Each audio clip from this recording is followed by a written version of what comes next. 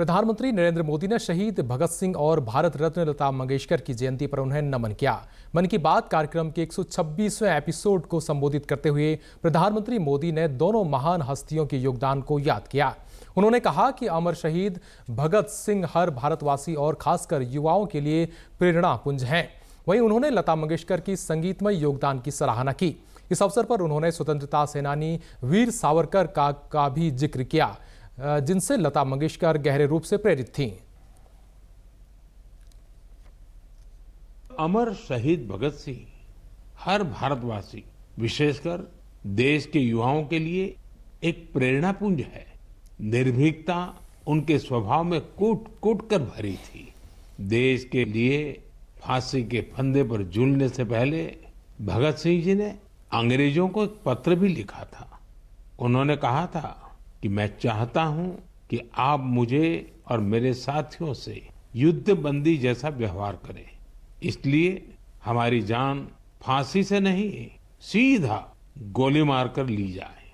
यह उनके अदम्य साहस का प्रमाण है। आज लता मंगेशकर की भी जयंती है। भारतीय संस्कृति और संगीत में रुचि रखने वाला कोई भी उनके गीतों को सुनकर अभिभूत हुए बिना नहीं रह सकता।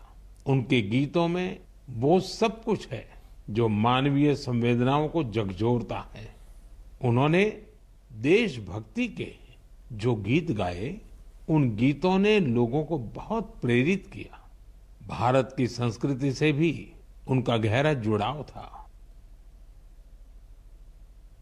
प्रधानमंत्री नरेंद्र मोदी ने मन की बात कार्यक्रम में कहा कि इस बार त्योहारों के मौसम में जीएसटी बचत उत्सव भी चल रहा है। उन्होंने कहा कि एक संकल्प लेकर त्योहारों को और खास बना सकते हैं।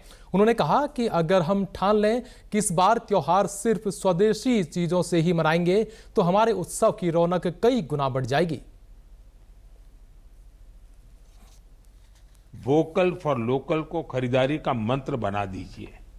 ठान लीजिए, हमेशा के लिए जो देश में तैयार हुआ है वही खरीदेंगे। जिसे देश के लोगों ने बनाया है वही घर ले जाएंगे। जिसमें देश के किसी नागरिक की मेहनत है उसी सामान का उपयोग करेंगे।